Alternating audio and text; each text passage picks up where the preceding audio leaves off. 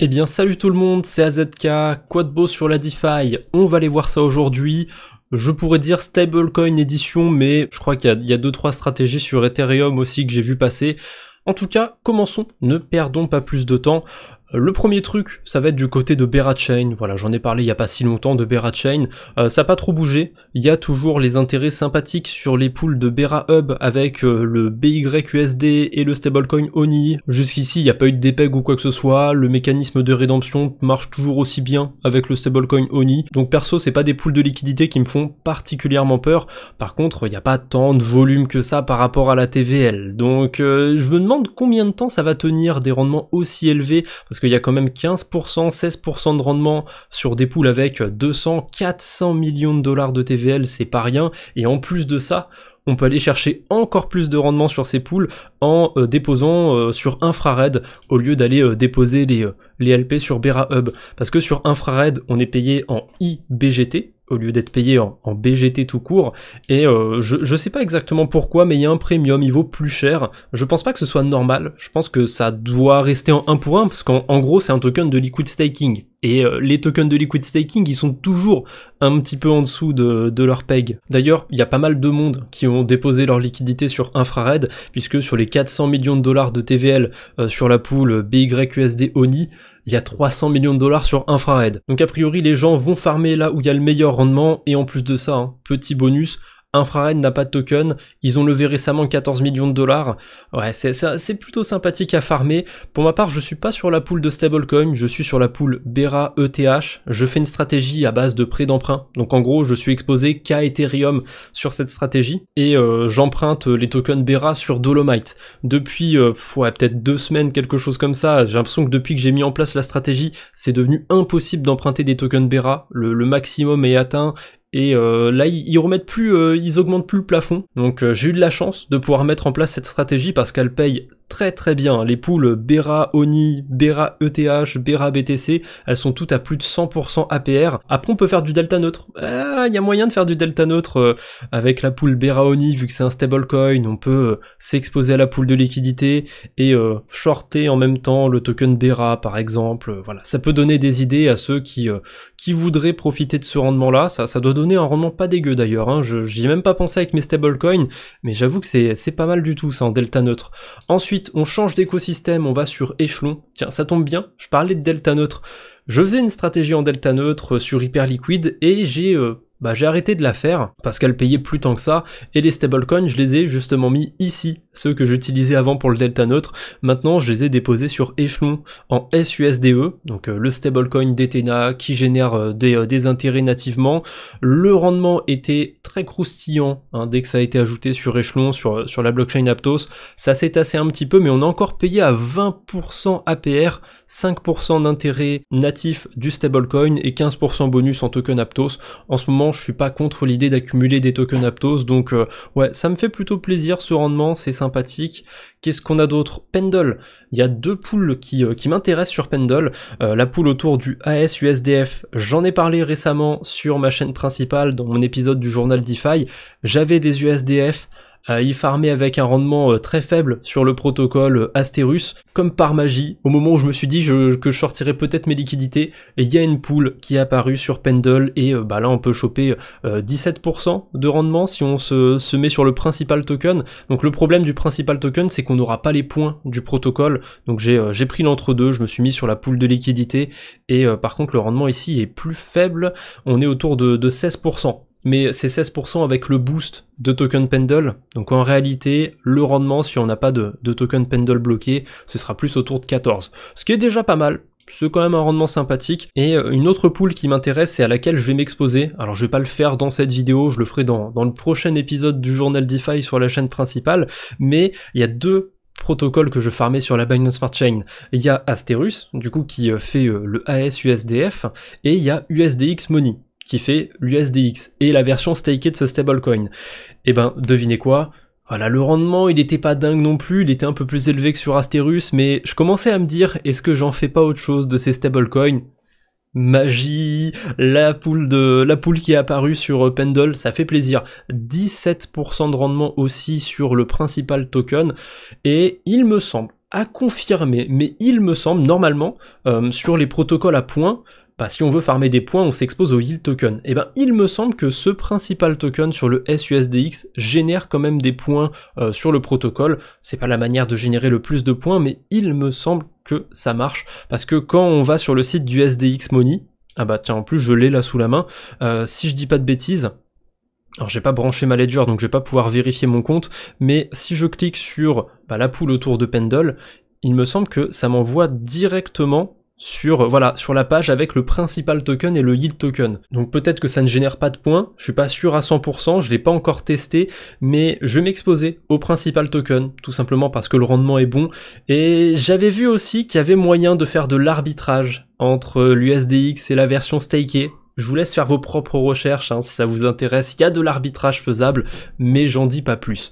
Ensuite, on a éventuellement, toujours autour du SDX Money, la pool du côté de Spectra. C'est un protocole qui fonctionne exactement comme Pendle, sauf que là, Pendle c'était sur la Binance Smart Chain, je l'avais pas mentionné, on est sur la Binance Smart Chain. Il y a d'autres pools qui peuvent être intéressantes sur d'autres stablecoins, sur d'autres écosystèmes. On a l'USR sur Base par exemple, plein de pools sur Ethereum, mais bon, moi ce qui m'intéresse c'est surtout les deux sur la Binance Smart Chain, et l'USDX, il est disponible aussi sur Arbitrum, et du coup sur Spectra on a la pool similaire sur Arbitrum. Par contre ce qui est différent, quand on part du site du SDX Money, quand on clique sur la pool de Spectra, ça nous envoie sur le LP, sur la pool de liquidité, ça nous envoie pas sur le principal token. Donc est-ce que le principal token génère des points? J'en sais rien, mais on peut avoir un rendement de 15%. Ah, c'est pas dégueu, ça, c'est pas mal, 15% de rendement. Surtout si en plus de ça, on peut farmer les points du protocole.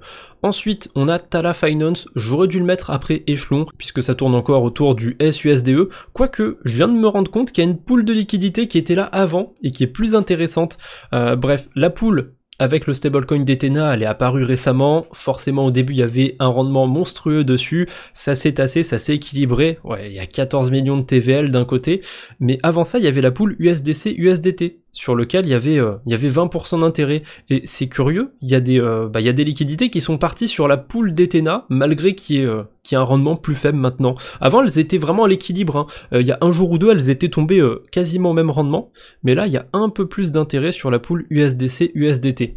Donc des rendements sympathiques, évidemment c'est comme sur Pendle, on peut bloquer le token du protocole pour booster ses intérêts, mais faut bloquer une quantité monstrueuse de tokens du protocole, donc ne tombez pas dedans, c'est un piège. Et un autre piège, ça c'est pas cool de la part du protocole Tala, mais quand vous déposez dessus, le mécanisme pour retirer vos liquidités il est un peu curieux, je l'ai pas bien compris, il y a des sortes de limites quotidiennes, on peut pas retirer tout ce qu'on veut, donc attendez-vous à potentiellement, vous allez pas être coincé sur le protocole, mais ça peut prendre quelques jours pour sortir des liquidités, c'est un peu chiant le mécanisme qu'ils ont mis en place, c'est pour ça que j'ai pas été farmé sur Tala, je l'ai testé, ça m'a pas trop plu ce mécanisme. Sur Échelon, c'est du lending, donc je peux déposer et je peux retirer tant qu'il y a des liquidités, et bon, c'est quand même rare les épisodes où il n'y a pas de liquidité sur les grosses plateformes de lending. Ensuite, après la blockchain Aptos, je crois que j'ai plus rien sur cet écosystème, on enchaîne avec Lombard Finance. Tiens, je me disais bien que j'avais pas mis que des trucs sur des stablecoins.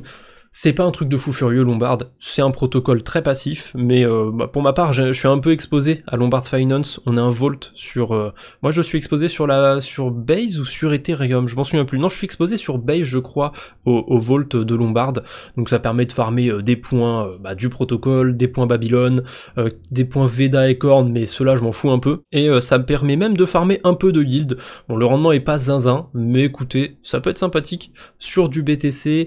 Ensuite on a deux pools de liquidités qui ont attiré mon attention sur Bits Finance. Alors on a tout d'abord la pool USDC SCUSD, donc le SCUSD c'est le stablecoin du coin un peu sur Sonic, Berachain ils ont le ONI, Sonic ils ont le SCUSD, et on a 20% d'intérêt. Alors il y a un truc très très très curieux sur ces rendements, il y en a la moitié qui sont distribués dans des points. Donc en général, j'aime pas quand les points sont pris en compte dans les rendements, sauf que là, c'est des points physiques, en quelque sorte. C'est des points sous forme de token, donc on peut aller dumper, et c'est beaucoup plus compliqué que ça. C'est vraiment très compliqué ce qu'ils ont fait sur Sonic, parce que c'est pas que sur Bits, il y a d'autres protocoles où il y a ce système.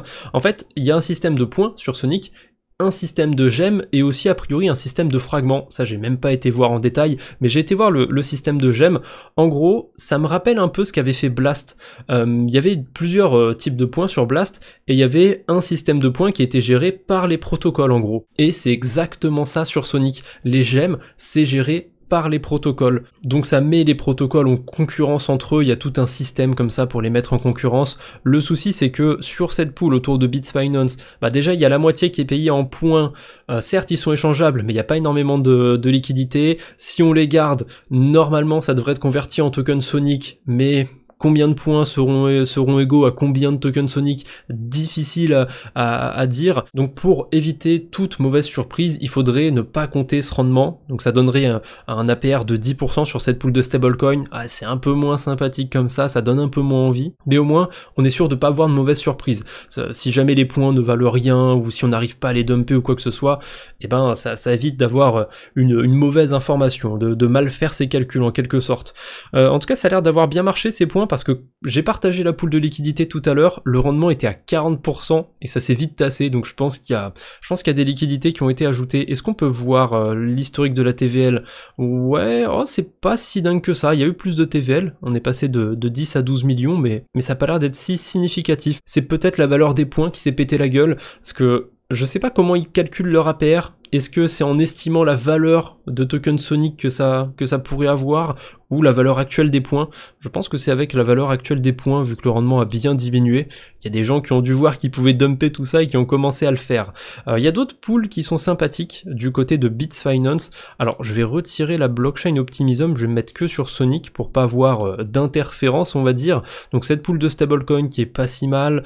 On a éventuellement une pool ici avec le token Sonic, paye à 14%, on a 9% dans les points, dans les gemmes. C'est bon, après si les gemmes au final c'est payé en token Sonic, c'est plutôt cohérent de s'exposer au token Sonic sur cette pool et de gratter ses points. Mais ce qui m'avait intéressé le plus, je crois que c'est celle-ci, je l'avais mis de côté, ouais c'est bien celle-là.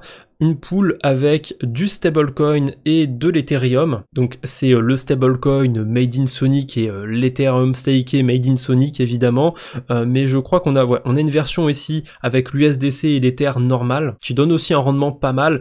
Mais c'est pas tant pour le rendement, c'est un petit bonus, c'est la cerise sur le gâteau, mais en fait je trouve que cette stratégie elle peut être intéressante. C'est une pool de liquidité qui a une particularité, elle va avoir une range, et ça va se situer entre 1400$ et 3000$. Donc ça va être par rapport au prix de l'Ethereum, évidemment, vu qu'il y a de l'Ether dans la pool. Pourquoi je trouve cette pool de liquidité intéressante? Je suis très incertain au niveau du prix d'Ethereum, et je trouve que c'est une pool qui est sympathique, parce qu'en gros si on dépose que de l'Ether dans cette pool, en théorie, normalement ça devrait se passer comme ça. Est-ce que dans les faits, par rapport aux liquidités, ça va bien se passer comme ça? Je demande quand même à voir, mais en théorie, si on s'expose à une pool de liquidité avec une range de 1400 à 3000$, qu'on met que de l'Ethereum, là on est à peu près au milieu, en termes de prix. On est vers 2100$, on est à peu près au milieu. Donc en gros, si le prix d'Ethereum descend, eh ben la pool de liquidité elle va en quelque sorte s'équilibrer et on aura plus d'Ether si on sort de la pool de liquidité. Alors certes, ils vaudront moins cher qu'au début, mais on en aura plus.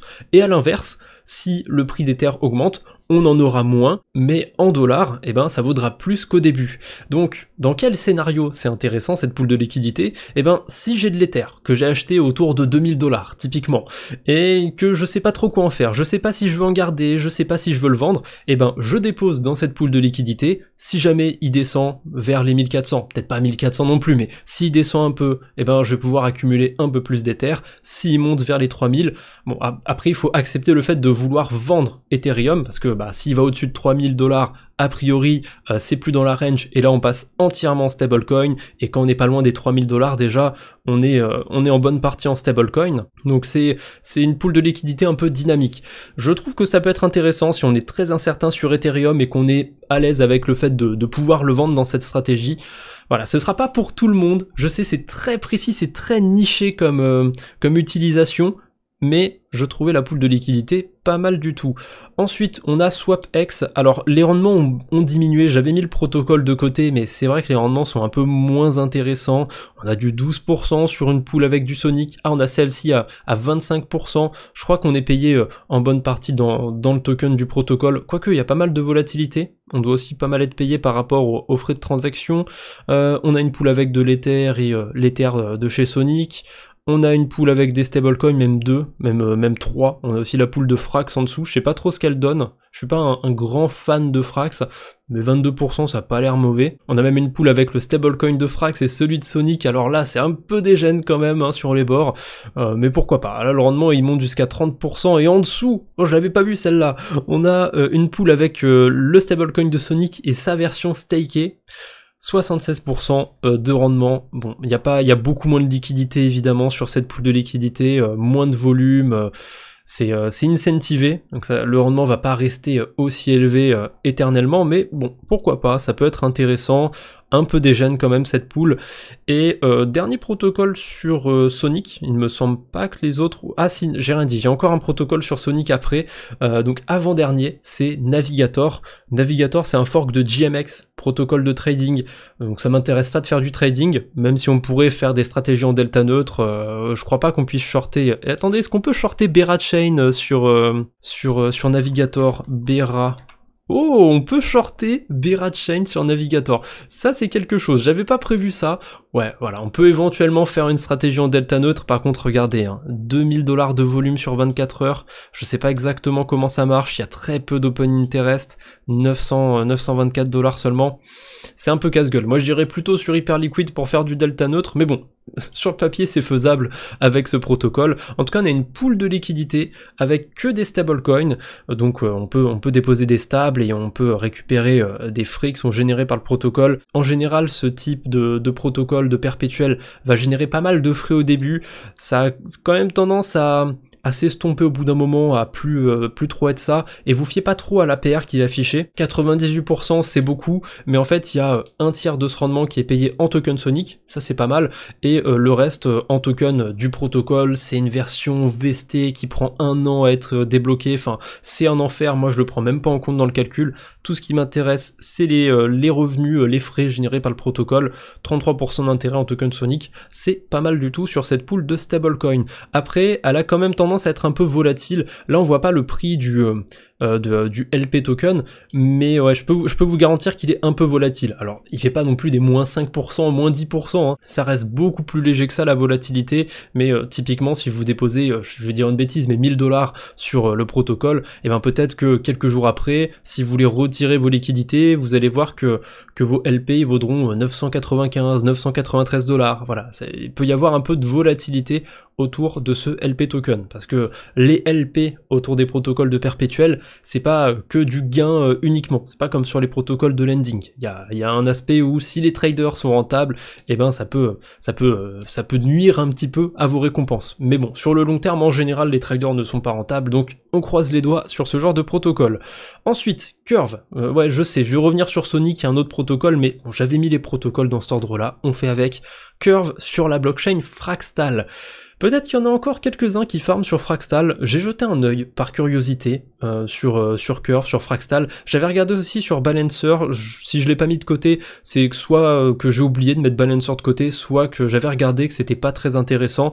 J'avais regardé il y a 2-3 jours. Si ça se trouve, ça a changé sur Balancer, mais il me semble que c'était pas foufou.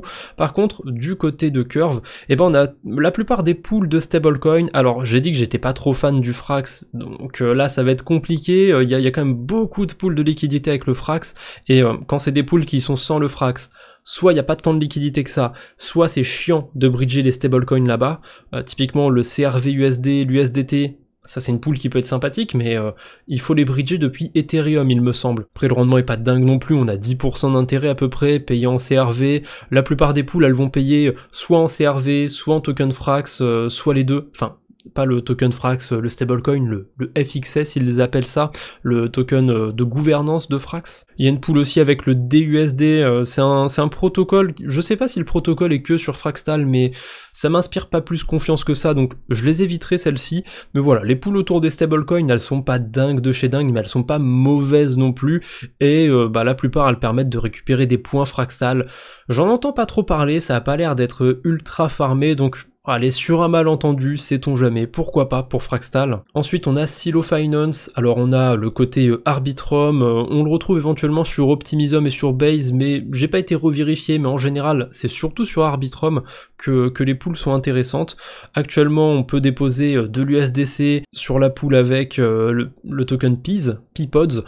Je connais pas plus que ça, je sais qu'il y a des influx francophones qui le chill un petit peu ce token, bon à la limite, qu'il le chill ou pas, je m'en fous, moi je viens prendre le rendement, il y a 27% APR, il y a quand même pas mal de liquidité, ok ça se prend, on a quoi d'autre comme pool, on en a plusieurs où on peut venir choper du 10% d'intérêt, parfois c'est que du rendement en USDC, parfois ça va être du rendement bonus en token silo. Bon, ça se prend toujours, hein. Moi j'aime bien le token silo pour l'instant. Ensuite, sur la V2, sur la version Sonic, on a aussi du 10% d'intérêt sur de l'USDC, par-ci par-là, 7% quand même sur du token Sonic. Alors il y a souvent des intérêts bonus en token Sonic, en token silo, mais bon, c'est des tokens qui se prennent, je trouve, hein, pour farmer. Moi je suis pas mécontent d'en avoir, c'est pas des tokens que je vais hold particulièrement longtemps, mais je pense pas que ce soit des tokens qui vont se prendre des moins 90% d'un coup, donc c'est plutôt sympathique à farmer. On a aussi éventuellement cette pool sur le marché avec le stablecoin, avec le coin Anon. Je sais pas exactement ce que c'est, donc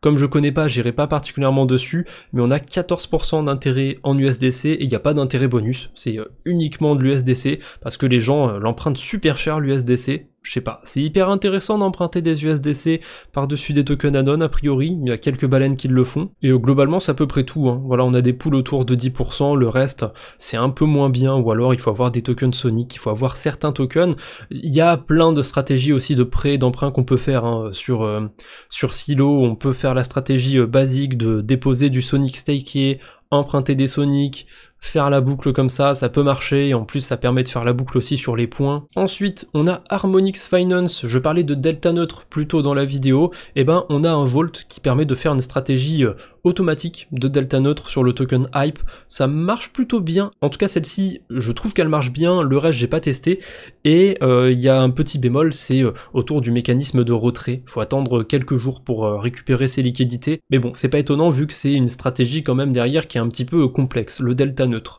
Ensuite on a Dolomite Dolomite du coup sur la version Parachain. Alors les rendements étaient beaucoup plus sympathiques quand j'avais mis le protocole de côté, comme quoi, vous voyez, ça peut changer très vite sur la DeFi, hein. On avait des boucles à faire avec le SUSDE et d'autres stablecoins. En gros on dépose le stablecoin d'Ethena, on emprunte un autre stablecoin et on le redépose. Je crois que c'est parce que le rendement du SUSDE a baissé. Il est réévalué de temps en temps. Hier, il devait être autour de 8%, quelque chose comme ça. Là, il est redescendu à 5%. Donc forcément, si le rendement du stablecoin a baissé, si on vient faire la boucle dessus, elle est moins intéressante. Et c'est pas étonnant que ça ait baissé, puisqu'il va chercher du rendement en faisant du delta neutre, et en ce moment, ça paye quand même vachement moins le delta neutre. Il y a quelques exceptions, mais ça en fait autour du token Ethereum, et ouais, force est de constater que là c'est pas la meilleure phase pour faire du delta neutre sur Ethereum. Bon, on a presque fini, j'ai encore 2 protocoles, c'est pas les meilleurs, mais ça peut être sympathique. S'il y en a qui forment un petit peu sur la blockchain Sei, j'en ai parlé il y a longtemps de celui-là, je l'ai même farmé un peu, Yay Finance, c'est un peu la même mafia, enfin je sais pas si c'est les mêmes, mais c'est un peu le même principe que sur Colend, où il y a beaucoup de gens qui empruntent les stablecoins. Alors ça a l'air quand même un poil plus organique sur Yay Finance. Pendant un moment il y avait des boucles qui étaient cohérentes, qui étaient intéressantes, là elles sont plus rentables, hein, les boucles. Déposer de l'USDC à 12%, en emprunter à 20%, et le redéposer, elle marche plus. Avant la boucle était rentable, hein. On déposait un stablecoin, on l'empruntait et on le redéposait, et on venait faire une boucle comme ça. Au tout début, quand Yay Finance venait de se lancer, j'en avais parlé, la boucle elle était indécente. Il y avait un rendement à 3 chiffres, ça a duré quelques jours quand même, mine de rien ça a duré un peu, c'était complètement fou ce protocole. à tel point que je pensais que c'était un scam. Au début, j'avais eu un peu peur, mais non, c'est pas un scam, mais c'est un peu du même niveau que Collen. Je pense qu'il y a quelques baleines qui, je sais pas si elles sont proches de Sei ou si elles sont proches du protocole, mais il y a quelques baleines qui font des boules qui étaient intéressantes pendant un moment, mais qui le sont plus maintenant, donc je sais pas pourquoi elles gardent encore ces positions. En tout cas, si on vient juste bêtement déposer des liquidités sans venir chercher à faire des boucles, on a 12% sur du BTC, 12% sur l'USDC, 6% sur du Solve BTC, le Frax aussi éventuellement, 13%, le stablecoin de l'écosystème, le Fast USD, je le connais pas vraiment, donc peut-être que c'est sympathique, mais moi j'éviterai comme je connais pas. Voilà, il y a 2-3 trucs sympathiques sur Yay Finance, et enfin pour terminer, c'est pas dingue de chez dingue, mais on en entend moins parler de ce protocole, et je pense que c'est pour plusieurs bonnes raisons. Déjà, les rendements sexy qu'il y avait sur Morpho, ils sont plus là. Là, les meilleures pools de liquidité sur Base, sur les stablecoins, je crois qu'elles sont toutes passées sous les 10%. Ah non, on en a encore quelques-unes au-dessus des 10% si on cherche bien, mais ouais, avant c'était vraiment avant c'était la norme en fait, les poules qui étaient au-dessus de 10% d'intérêt sur Morpho, et là c'est devenu la norme, les poules qui sont en dessous de 10%, donc forcément, voilà, il y a eu un moment où c'était très hypé, où il y avait plein de trucs à faire sur le protocole, il y avait plein d'intérêts bonus.